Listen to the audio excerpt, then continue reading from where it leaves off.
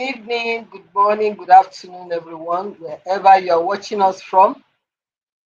I am Comfort Eyitayo, your regular host for Connect with Comfort show. On this program, we aim to add value to people on business enterprise and personal growth. Each show is organized to feature special guests who are usually subject matter experts on the topic that helps us to throw more insight on the topic of the day. I'm glad you are able to join us today. You are most welcome. Today topic captures the very spirit required to thrive in an ever-changing world. And the topic is ready, resourceful, resilient. I'll take it again, ready, resourceful, and resilient. These three words are more than a motivational slogan, they are strategic posture, mindset, and a call to action. We are nearing that time of the year that we have to start looking at what works previously, what we need to do better for the new year. To be ready is to live with intention, to prepare before the moment demands it.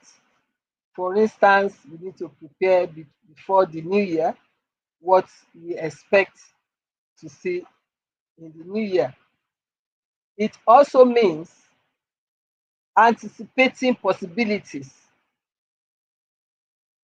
more or less saying to be proactive, to think ahead, and sharpening our skills, strengthening our values, and positioning ourselves to seize opportunities when they arise. So, readiness is not accidental, it is cultivated. On the other hand, to be resourceful is to recognize that what we have is not enough to begin. It means exercising creativity, adaptability, and initiative to do more. Resourcefulness thrives not in abundance but in constraints. It invites us to innovate, maximize our strengths, and turn obstacles into stepping stones. And the third prong, which is resilient, mean to rise again and again, no matter the setbacks. It is the courage to stay standing even when circumstances shakes us, the ability to recover stronger, and the conviction that challenges do not define us. Instead, they refine us. Today, we will explore this topic.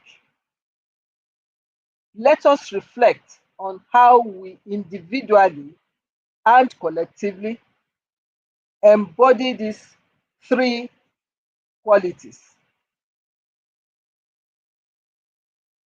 As our world is demanding new levels of agility and courage, institutions, communities, and leaders must not only react to change but shape it. The future We belong to those who are prepared, empowered, and unafraid to evolve.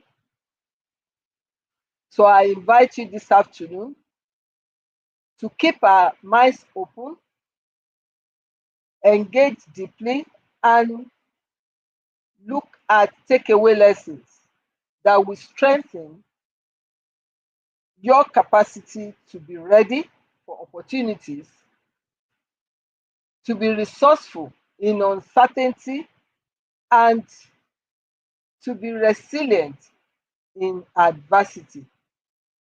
Once again, I would like to say thank you for joining us. We promise the session will be very interesting.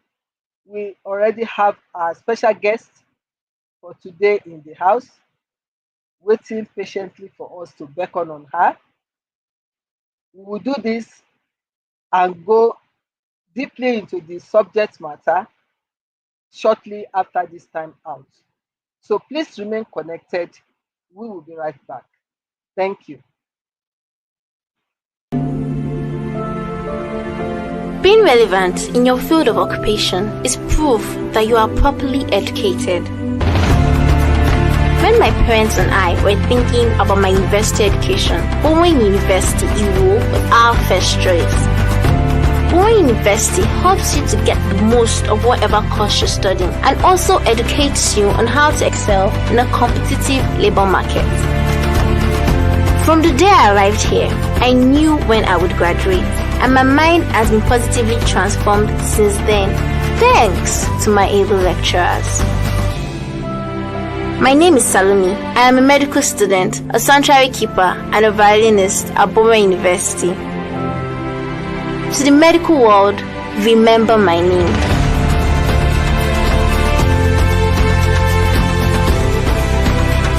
Bowen University, for excellence and godliness. You are welcome back. Today on Connect with Comfort Show, I have the pleasure to introduce our special guest for today's show. And she's no other than Emmanuella Chilokoa. Emmanuella, fondly known as Ella, is an innovative interior decoration consultant, creative entrepreneur, and a vibrant member of Family House Africa, where she contributes her passion for people, aesthetics, and value-driven living. With a natural eye for beauty and deep understanding of how spaces influence emotions, productivity, and connection, Ella has built a reputation for transforming ordinary environments into inspiring, functional, and unforgettable spaces. Driven by the belief that every space carries a story and every story deserves excellence, Ella designs with intentionality, blending creativity, purpose, and personality to create environments that uplift, empower, and reflect the unique identities of her clients. Her work spans residential, corporate, spiritual, and lifestyle spaces, offering thoughtful decor solutions that promote comfort, flow, and harmony. Beyond decor, Ella is deeply passionate about people. She sees design not just as an art, but as a tool for well-being, development, and transformation. Through her work and her engagement with Family House Africa, She is committed to adding value to everyone she encounters, sharing warmth, insight, and inspiration while helping others discover beauty in themselves and in their surroundings. A natural nurturer and a builder of people, Ella brings creativity, character, and compassion into every relationship and every project.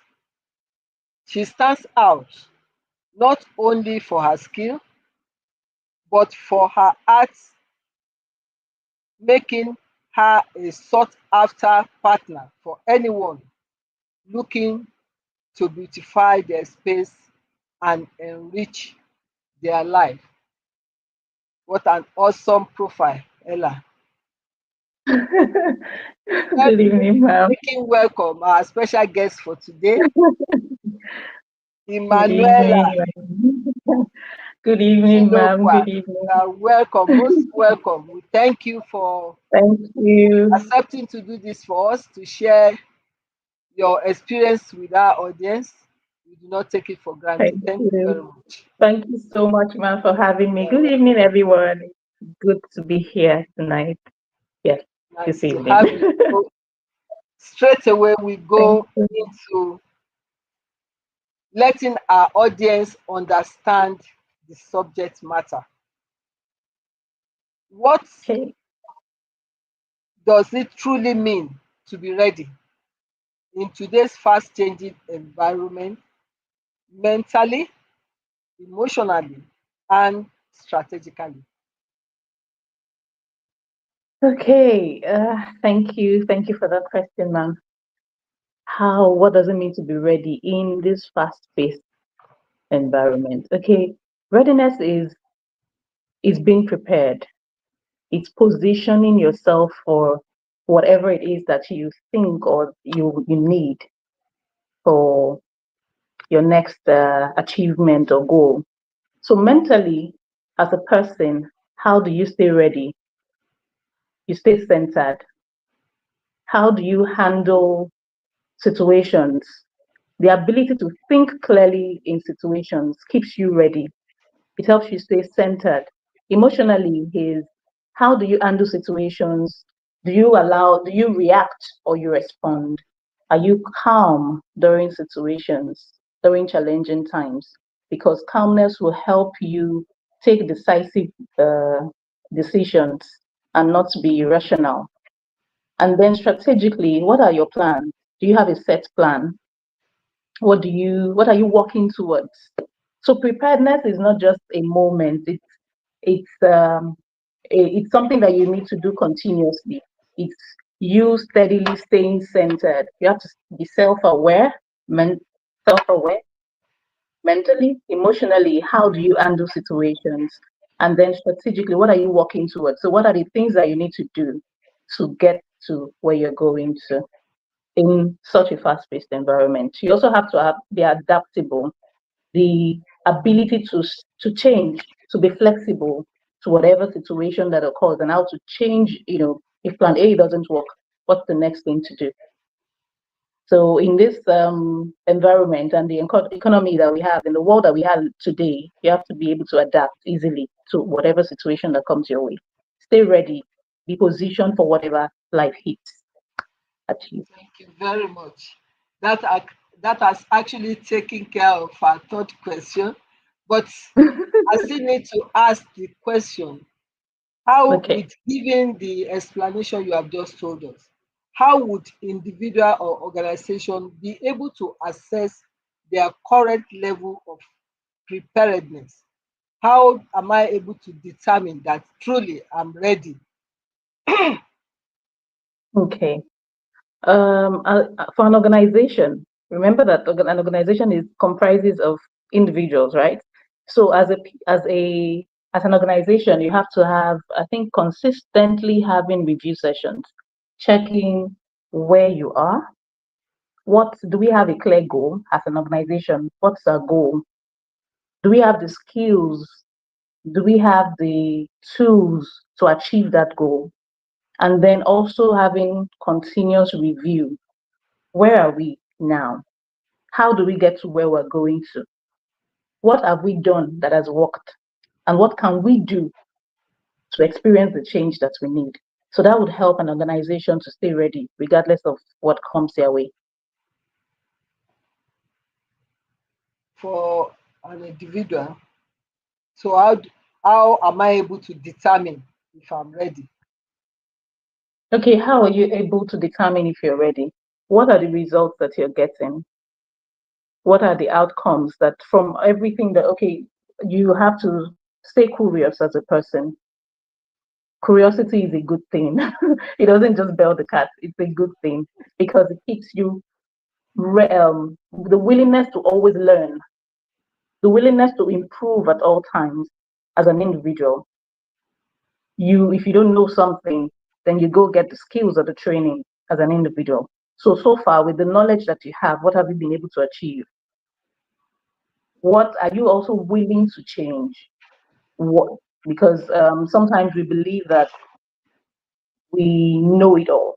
And so with the knowledge that we have, we think that that should be enough. But sometimes, especially it's like in this time when there's AI and everything. So if you've been doing things differently before, you have to go learn the technology that you need to work smarter and to be more efficient. So as an individual, what can I do to stay curious, to keep what are the things that I need to learn to improve this AI skills?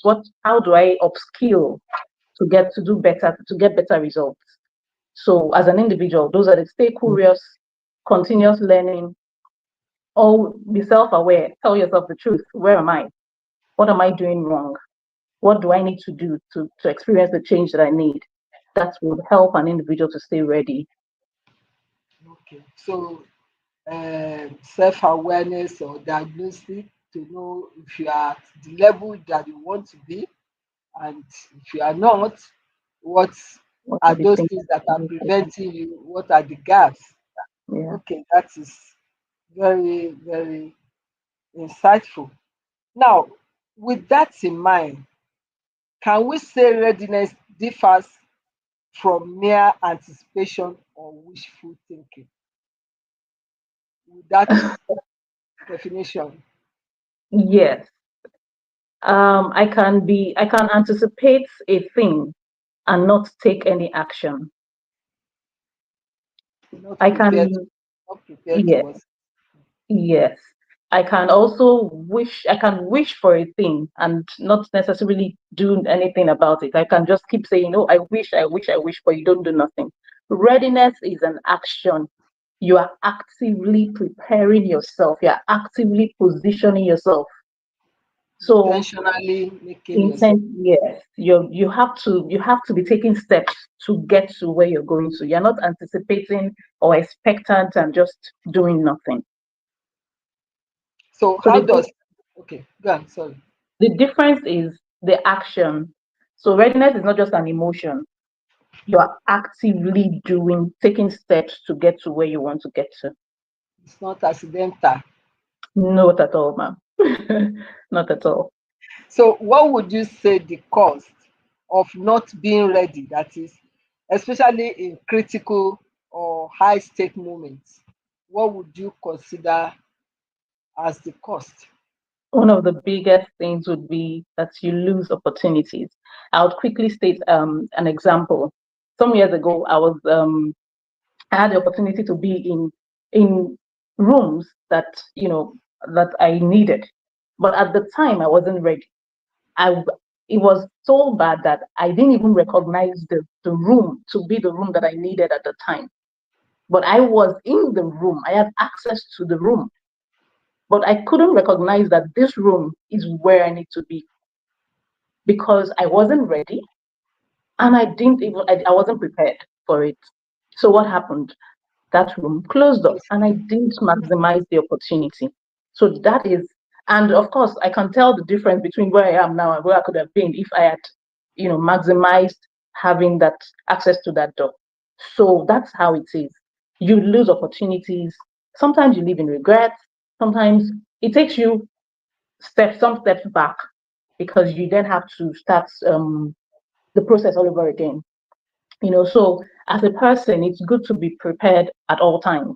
If you know where you're going to, set clear goals and prepare yourself for when that opportunity comes. Very true. And this tied nicely to my next question. How does readiness influence confidence, leadership presence, and decision making?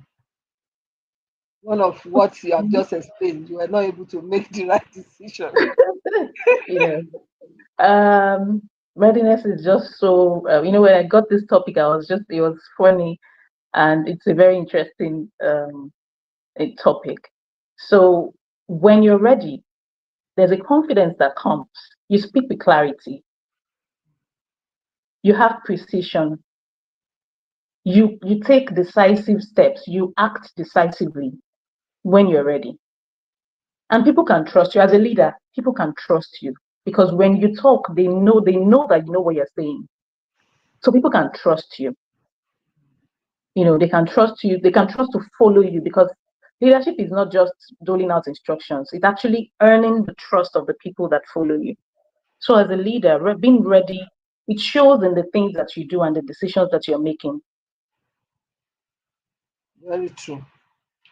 With all that we have said about readiness, Yes, can ma'am. we, or let me ask you pointedly, can you say we have or we are training the next generation to be ready for the realities of tomorrow? Because what we are talking about now may be a child's play in what is likely to come.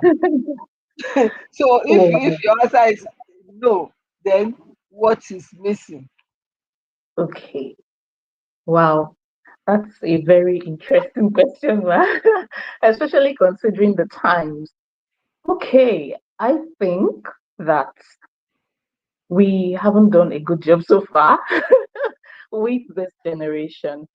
So I wouldn't say we've prepared them. I think that what has happened so far is in our attempt to shield this generation from something, we have created a set of people who are book smart, but not necessarily streetwise. They are book smart, but shallow minded. They are book smart, but do not understand the challenges of life or how to navigate it. So they are they're not emotionally intelligent. They can't handle life's challenges. And the Bible says if you faint in the days of adversity, your strength is small. So somehow we've been able to build people who are so talented. You're thinking, oh, they are good, they are creative, but their strength is small. So I feel that so far Very, that's what we have been able to build. very, very concerning, I would say, because I'm sure if we are complaining of the rapidness of changes we are witnessing today, it's going to be worse. It It's going is. to It's be, scary. It's scary. yes. We have a contribution from one of our online audience from Dr. Ebe Aseyin from Abuja, and it goes thus: when opportunity meets readiness, you break through into success. And True. this summarizes what we're saying, that Yeah. if you are not ready, you miss opportunity. But Yeah. readiness will enable you to harness whatever opportunities that are available. And then definitely once you meet that, success will attend your path. Thank you very much, Absolutely. Dr. Saying, for that beautiful contribution. Thank you. So we've talked so much about, or we've examined much about readiness. Let us look at the second pillar of this topic, and that is resourcefulness. So, how does resourcefulness differ from having resources? Because you can easily say resourcefulness abundance resources. Okay. I would like to see it as resources is the material things. Resourcefulness is a mindset. Resourcefulness is seeing options. See, even so, you have a challenging situation, and it seems like you're stuck, but somehow you're able to stay calm and think of other solutions. If plan A hasn't worked, what's plan B? And even if plan B doesn't work, can we get another option? So resourcefulness is being the ability to see that there are solutions even when no one is seeing it. Resourcefulness is having options. For instance, you want to start a business and you don't have funds. You're thinking that you need a shop, you need to rent a physical store, but you don't have the funds. Instead of staying stuck and thinking that I need to have a store, a physical store, why don't you think of ways that you can start, making sales and then save up to get the store in future? So resourcefulness is not it's not waiting for you to have the material things. It's the thought and the mindset that there are solutions that you can get to do what you want, regardless of the limitation of not having the tools that you need. So it's a mental mindset thing, Yes, ma'am. uh, being innovative as well. That As is true. well. Yes. So, what behaviors or mindset distinguishes a resourceful person from an unresourceful one? If we tie it to your answer in the first instance. Okay. I would say the willingness to try. You must always be willing to try try other means. And you must stay curious. Again, you must stay curious. Curiosity helps you to find out. They say, if you know those who know the way. Curiosity helps you to know that there are other ways to a thing. There are other roads that lead to a place. Because if you're curious, if you're failed in one thing, then curiosity will help you to ask questions that you need. So as a person, stay curious, consistently learn new things. Like you're not too old or too young to learn a new thing. If you don't know how to do a thing, ask for help. Then, when you learn, always be willing to encourage yourself because, yes, there will be times when you're down, but you must be able to encourage yourself. I like the part of the Bible where it says that David encouraged himself in the Lord. So sometimes you will not get people to motivate you, but you have to, you know, pat yourself on the back and keep trying, keep trying, and then market yourself. Be so even when you're unsure of the results, speak about what you do. Let people know that this is what you do. Let people see you. Do the little that you can with where you are.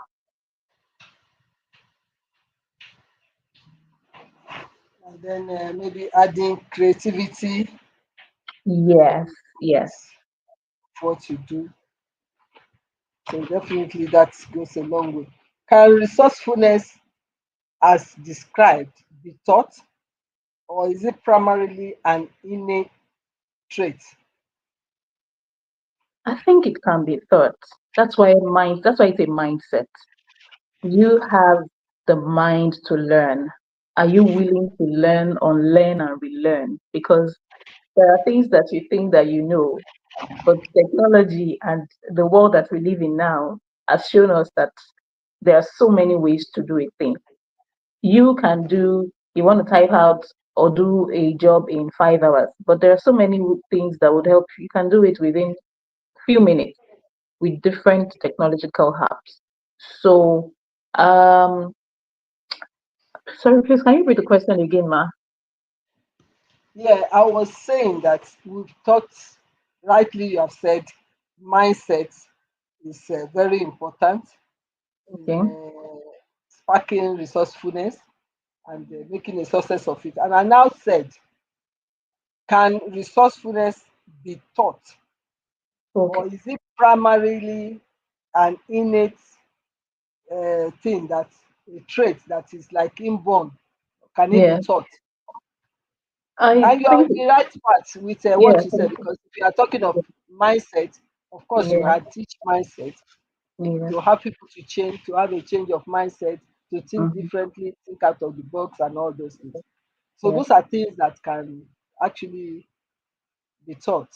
Yes, it can be taught. Mindset shift can be taught. Yeah. Can be taught.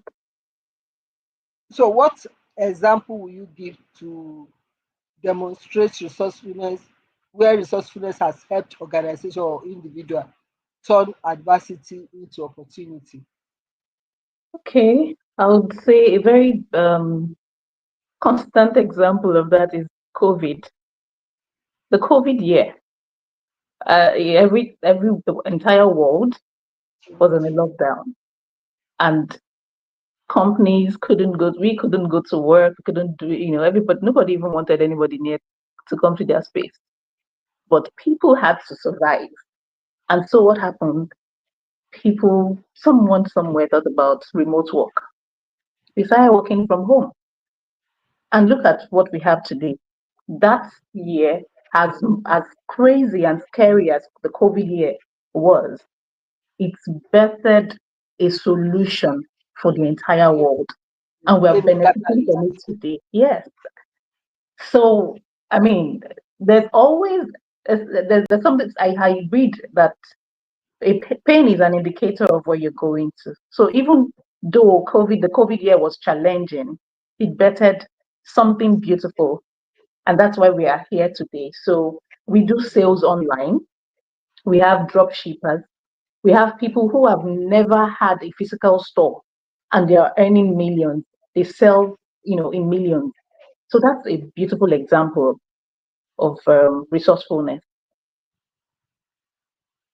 That, that's a good one. Example of the COVID era.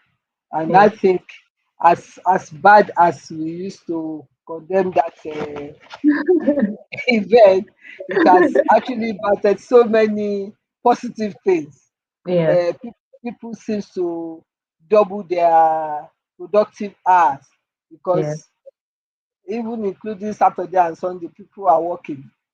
Unlike before, you look at, yes, oh, okay, I have one physical meeting here, but definitely I cannot combine any other one with it in mm, Highland, but not these days. So every situation has its pros and cons.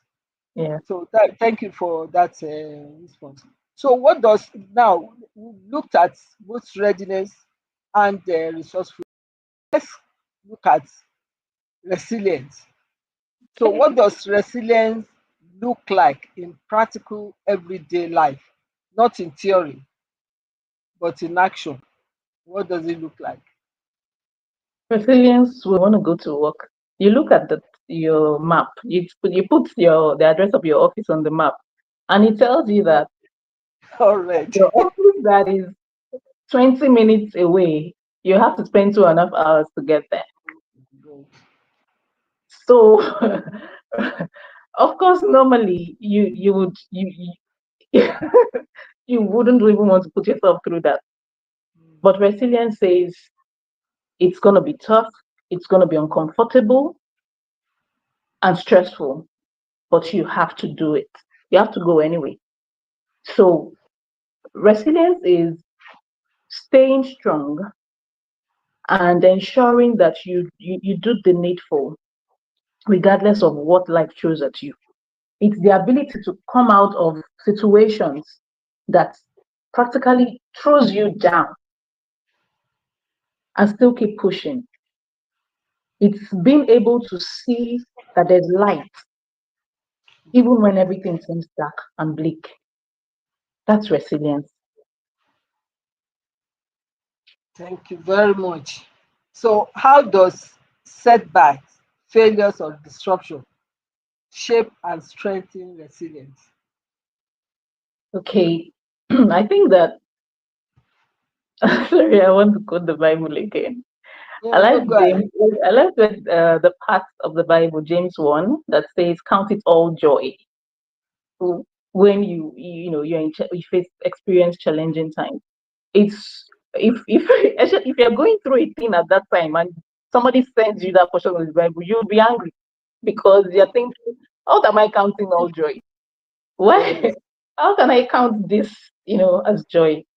But it's so beautiful because I've come to realize that we cannot say we are resilient except we have actually gone through situations that have tested us.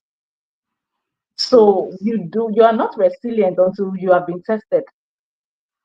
So it is those setbacks and the failures that actually Push. pushes you to stay resilient. That's true. Yes. So setbacks and failures are part of the growth. They are things that will also make you get ready. When you go through failures and setbacks, how you navigate that season of your life is what keeps you prepared for the next opportunity or the next phase of your life. So staying resilient cannot it's not something that we can negotiate on. You have to. Okay, in that wise, can organization be resilient without having resilient people in it? Hmm. Why I or why not? I don't think that because an organization is comprised of individuals. So if you have a resilient boss or CEO, but he has a bunch of people who are not resilient, I don't see how that organization can thrive. So um, I would say no, you cannot have a resilient organization and have people that are not resilient. You would have to then build resilience in them by ensuring team building, encouraging them, um, encouraging also um, people sharing ideas. So when people come to work, some people are gifted, but you don't know until you encourage them to share. And when they share, you acknowledge their creativity, you acknowledge their work. It builds confidence in them. It helps them to want to do more. And so when you acknowledge that, oh, you're doing a good job, well done, it motivates them to do more. When they see that you see them, when they see that um you trust them, so they're not just giving you ideas that you don't implement. When you implement the ideas that your subordinates bring to the table, it encourages them to do better. And then they're constantly being trained. So of course, yes, you can eventually build a resilient team that way. But in line, we have a contribution yet again from Dr. Asen. In line of his contribution, let me take the contribution first and then ask this question that I was going to ask anyway. Resilience is enduring and maneuvering through tough times to accomplish set goal. So, With, with that statement, yes, ma'am. if we look at it through that statement, can we still say we cannot have a resilient organization that has people that are not resilient in it? Because I'm looking at it from the perspective that, excuse me, that's a tough time for that organization. Yes. Hoping the organization have a structure, a, Mm-hmm. a well-structured organization, and maybe a leader that has imbibed the goals and vision of the organization with that resilient mind. So if you have a team that is not resilient, and we have been saying all this in getting ready, we have to have a mindset and this and that. Can you not change that team if they are not resilient? Because by the resilience definition for the Yes. organization, it means the organization will not have a no for an answer. I would say I'm that just thinking.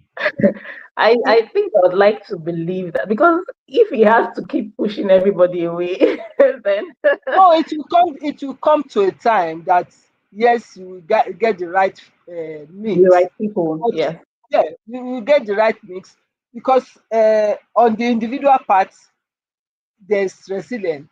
Then yeah, on organization part, which will speak to the structure and the system of the organization. If that structure and the system is resilient enough to withstand any what would I say now? Any adversity. Bottlenecks and Mm, maybe bottlenecks in terms of unwilling employees or people that are not ready to shift and things like that. The organization will not now pack up because there's no, so much you can push people. Like you can take the horse to the brim, but you cannot force it to not drink the possible. water of the brim. You don't have the commitment and that Mm, mindset to be resourceful as an individual. There's so much, and you are not willing from all the definition we are giving. There's so much you can do. Then you get the right mix. yeah, So yeah. that's organizational part of it must show resilience to say, no, you are not going to upturn my vision. Do you understand from the Yes, sir. organization perspective? So Dr. Asayi's contribution just really speaks to what was going on in my mind when it's good.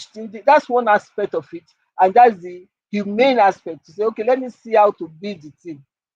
Of course, you may be lucky wanting to build the team, and then you have a willing team that you can build. But you can still have some people, as much as you are striving to build them, they are still Who are not committed pulling to. back and resistant to change. So such people should just be excused to get the right person. That's my thought. That's my thought about that. So just like individual can be resourceful and resilient, organization also That's should be. Yeah. So how do we balance resilience with vulnerability, rest and recovery? in everything, we have to strive for a balance so that we don't burn out. Mhm. So as much as you are, resilience is not just for you to keep pushing and not recognize, not being self-aware. Yeah. Yes. Self-awareness helps you to stay true to yourself. So even though you are resourceful and you're resilient, being true to yourself helps you to recognize when you need to rest, when you need to ask for help, Yes. and when you need to delegate. Those things are very important. It's okay to ask for help. It's okay to take to rest, and it's okay to actually hand trust the next person to do a good job so you don't burn out. That's very, very important. Very important. Because if we you don't want that other side because if you burn out, everything stops. No, we don't. so, so you really need to balance that. What will be the warning signs that will indicate to someone that or organization that resilience is being overstretched? Hmm, thank you for that question. I think the first would be results. What kind of results are you churning out at this time? If were you more productive before, so why are you not as productive now? What's the level of your performance as a person? And then I think that when a person is pushing past their capabilities as a person, then they are prone to conflict. So situations where they would calmly, you know, and handle emotionally, intelligently. I mean, those situations result into conflict. I think when you begin to see that everything you get irritated at the slightest opportunity, you lack patience. You can't tolerate things that you'd ordinarily, tolerate. I think those are things that you need to look out for. What kind of results are you churning out? Have you suddenly become impatient? Are you mostly irritated? And are you handling your situations intelligently? Or how are you handling situations? Those are things to look out for.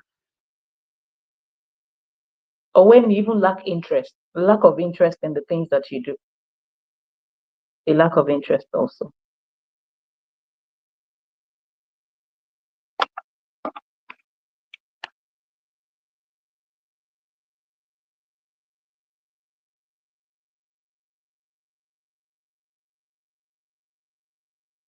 Can you hear me?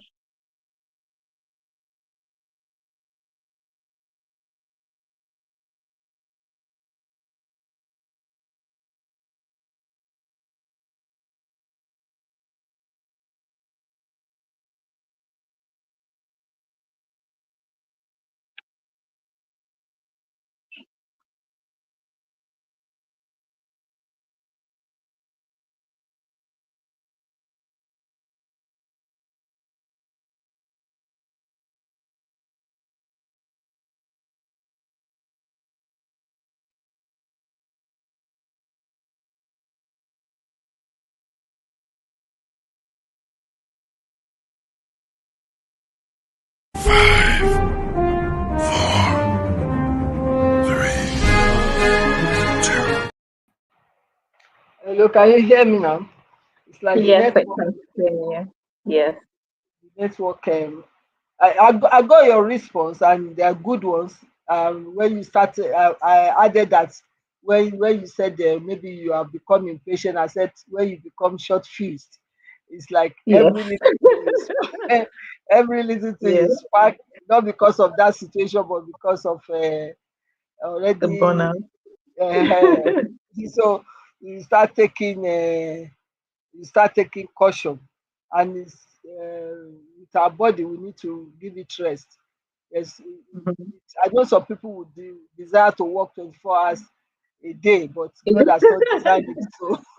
Because anytime you attempt to do that, believe me, you pay for it. Like You when pay I for go for it. night vigil, the next day is like I'm more or less like next to nothing. You can't really do things, and you start This dragging. thing. You see your body Mhm. dragging, so your Your eyes body are tells open. you. You Your are body still in a practically tells you. exactly. So we need to check that. So that's very good. The other one that I just want to round up on that resilience issue is how can we be long-term resilient in a world of continuous uncertainty? Mm. In the world of continuous uncertainty, Yeah, that's the world we are that's in. what we, yeah. That's the world we are in because everything happens. Hmm. I think right now, I think what one thing, the first thing that can keep anyone going is, I'm not trying to be to be religious or anything, but I think the first thing is to have a a very healthy relationship with God. The Word, steadily studying the Word and meditating on it, it keeps you grounded. And then another thing will be to have family and friends, build a healthy relationship with your family and friends. Consistent. Build a healthy relationship with your family and friends. It helps a lot. Also build strong relationships with, have a mentor or, someone that you can um, refer to, a mentor coach from time to time. Another thing is to have accountability partners, people who can hold you and, help you to channel whatever emotion or whatever it is you're going through, and who can also check up on you. So where are you? How far have you gone with this? Where are you? People who you can go back to the drawing board again and say, oh, this, I think I can change this or that and all that and all that. And another thing is to daily journaling, having a mindset of gratitude. So I say that the day begins the moment you wake up. How do you wake up? When you wake up, what do you do? Are you thinking of all the problems of the world? at the first, or you wake up with a heart filled with gratitude. Every That you day, are make an alive. attempt to, yes, every day write three things you're grateful for. And then journal your journal. Journaling is so healthy. When you write down the things of, just reacting to things, journal your thoughts, reflect and journal them. I think these things are going to help you. Daily journaling, meditating, studying the word, and gratitude. Gratitude is like it's like a door opener for blessings. Like you're blessing the day the moment you wake up and you're so filled with gratitude. It's like you're telling the day already, I'm so grateful for you because it's going to be a blessed day. It's a blessed day already. And then when you have that mindset and you go into the day, Positive aura. no matter what, yes, no matter what comes your way, you've already declared it blessed. You've declared that you're grateful for it anyway. And so you stay grateful regardless of what comes your way. You stay grateful. It Fantastic. just helps. Fantastic. So we've actually covered all those three important dimensions. But I will just ask one question to see how we can fix the three of them together in 1 minute because time is running very fast. So, how do Okay. readiness, resourcefulness, and resilience reinforce one another in times of crisis or change? Okay. Um, Readiness, resourcefulness, and resilience are all a mind. They're all a mindset. It's how you see the world, your perspective, how you choose to see things. So staying ready and being prepared is just positioning yourself for whatever it is that might happen or where you're going to. Steadily telling yourself to stay centered. And then resourcefulness is always have the willingness to try again. Always have the willingness to try again. And don't be tactic. Don't be rigid. Be flexible. If A has not worked, B or C or even Z can work. And then, even if those things do not work, choose to encourage yourself, choose to stay motivated, choose to be resilient in whatever it is that comes your way. So if you're ready, you're prepared, but nothing is still happening. You have the things that you don't have the means, you don't have the resources, but somehow you have managed to get yourself to be resourceful. Then you keep pushing. It's not easy, but you keep pushing. You stay ready. You stay, you gather whatever it is, skills, mentorship, coaching, volunteering, whatever it is you gather. And then you keep pushing. It's not always going to be easy, but you have to encourage yourself, just like David did. Encourage yourself and keep going. Thank you very much. I will just round up with this contribution yet again from Dr. Asen. It says, build Mm. scenarios and prepare for worst case situation. Then set out with a positive attitude and see opportunities in all circumstances. Resilience will emerge. What a beautiful way to cap the three. Thank you very much, Dr. Asen.